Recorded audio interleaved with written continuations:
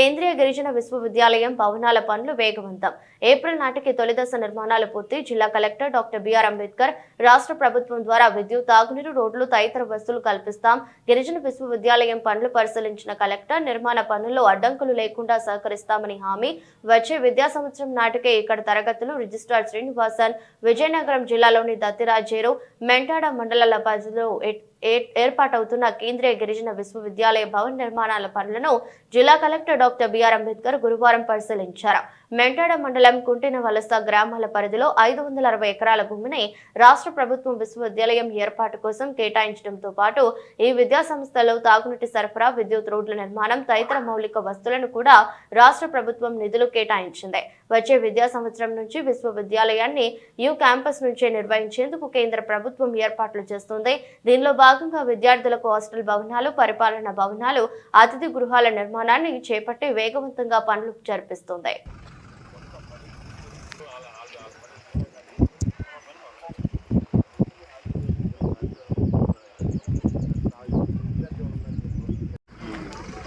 స్పాట్లో ఉన్న university staff గారు అతన్ని తహసీల్దార్ కోఆర్డినేట్ చేసింది.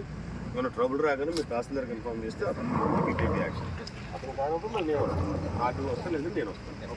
అందుకని డిస్టర్బెన్స్ అవుతుంది మాత్రం మీరు ఫీల్ అవ్వకుండా అక్కడ షార్టేజ్ ఆఫ్ టైం పడుతుంది మీకు. లైన్ అక్కడెక్కడికో తీసుకొచ్చి ఇలా కట్టలేదు సార్. ఇవన్నీ క్రాస్ చేసుకుంటూ రావాలి సార్. హైట్ పెంచుకోమంటే పెంచుకుంటాం సార్. సార్ హైట్ పెంచేస్తారు సార్.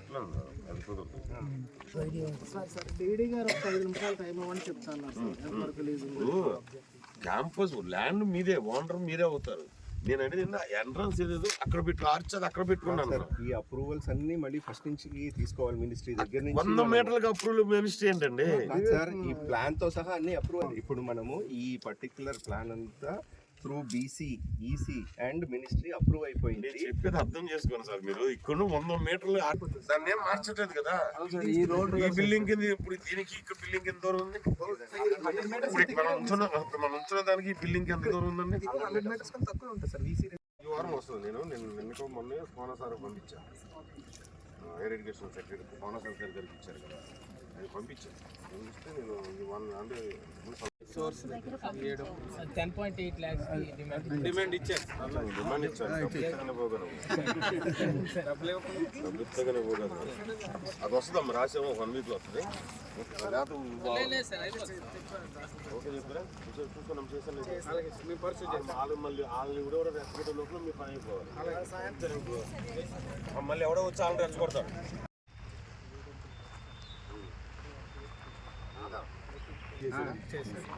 చేసిన తర్వాత మనం ఇక్కడ వెల్ చేసాం సార్. వెల్ చేసి దీని నుంచి డైరెక్ట్గా ఇక్కడికి సంపుకి పైప్ లైన్ ఈ సంపు. తర్వాత ఇక్కడ నుంచి మళ్ళీ మన ఎగైన్ యూనివర్సిటీ ఈసీ గారు చేసి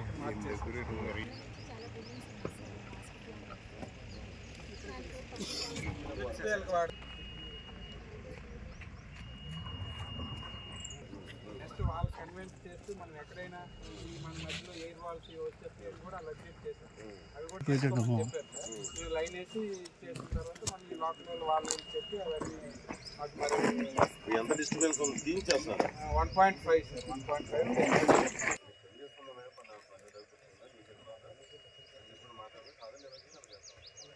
నువ్వు పోతున్నావు, నీకు పైప్ లైన్ చేసుకోమని తర్వాత కాదండి బలవంతం. తవ్వకాలు జరుగుతున్నాయండి. ఇది మన కాంపౌండ్ వాల్ ఎంటర్ అయ్యి ఇది మెయిన్ ఎంట్రన్స్ అవుతుంది. ఇది మీ ఎంట్రన్స్ అప్రోచ్. యూనివర్సిటీ ఎంట్రన్స్ అంతే కదండి. సో ఇప్పుడు ఎంట్రన్స్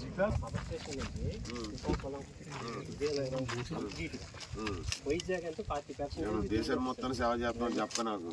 నాకు అడిగిందని సమాధానం చెప్పు.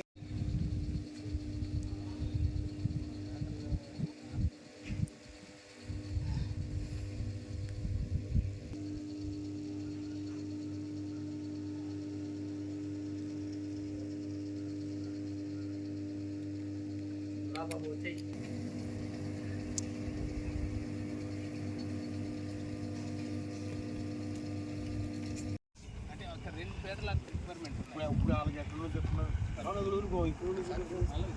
అంటే మనకి యాక్చువల్గా అయితే లోడ్ దానికి రిక్వైర్డ్ లోడ్ 10 మెగావాట్స్. మనం మ్యాక్సిమం 20 వరకు అంటే 2 into అంటే ప్రజెంట్ 10 పెడతాం.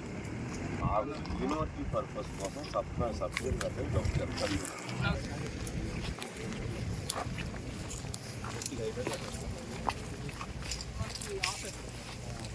అంతే గవర్నమెంట్ డబ్బులు ఇస్తున్న మొదలెడతారు అప్పుడు మొదలెట్టారు. అంటే బిల్డింగ్ కన్స్ట్రక్షన్ మా పవర్ ఎక్కడ తీసుకుంటారు? అట్ ప్రెజెంట్ మనకి 11 కేవీ ఫీడర్ ఉంది సార్, ఫోరం ఫీడర్ అని. ఆ ఫీడర్ నుంచి మనం ఆల్రెడీ 100 కేవీ ఇచ్చాం సార్. హెచ్డి సప్లై రిలీజ్ తీసుకున్నారు. కన్స్ట్రక్షన్ పవర్ ఇచ్చాం సార్.